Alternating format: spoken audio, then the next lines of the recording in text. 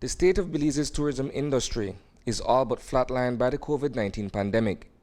The first quarter of 2020 saw visitor arrivals grind to a screeching halt as the travel and leisure sector was the first and hardest hit by the economic fallout that came with the very widespread disease. Since April, stakeholders have been working tirelessly along with the government of Belize to resuscitate the industry despite the existing challenges. One of the first issues we addressed was the financial situation of the industry.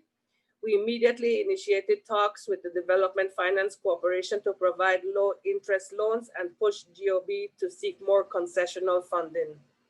The DFC developed a COVID-19 relief response strategy, which included a moratorium for 9 months on principal and interest payment for all tourism-related loans, and that has now been extended to June 2021. This morning, the Belize Tourism Industry Association convened its 35th annual general meeting virtually. High on the agenda was the way forward for the floundering sector under a new administration. Delivering his inaugural address as Minister of Tourism was Anthony Mahler. Globally, tourism generates $3 trillion, and for Belize, over $1 billion. Globally, 1 in 10 jobs, while in Belize, 1 in 4 jobs. Globally, approximately $2 trillion in investments, and in Belize, that number is over 200 million. Globally, 10% of GDP, and in Belize, somewhere around 25% of GDP, directly and indirectly up to 40%. The reality is, tourism is an economic juggernaut and one of the main drivers behind global and local growth and development. But just when we were celebrating some major milestones related to overnight and cruise arrivals, COVID struck. Notwithstanding the many obstacles that impede a complete economic recovery, what is certain is that Belize is still on call as a prime tourist destination in this region. As we begin to advance beyond the haze of this pandemic, there is one certainty that remains. Demand for Belize is still strong.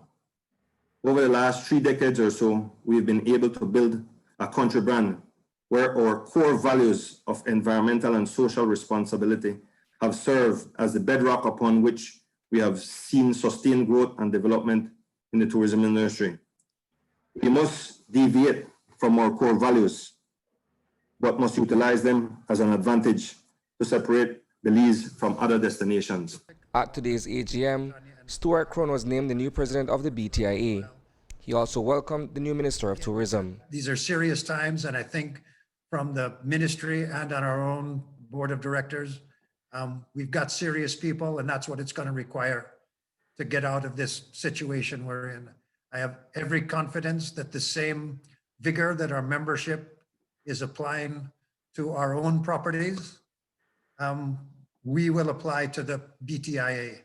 And I do not have a doubt in my mind that when we have our 36th annual general meeting a year from now, that the mood and the situation is going to be buoyant, and we will set our goals and we will accomplish them. Reporting for News 5, I am Isani Cayetano.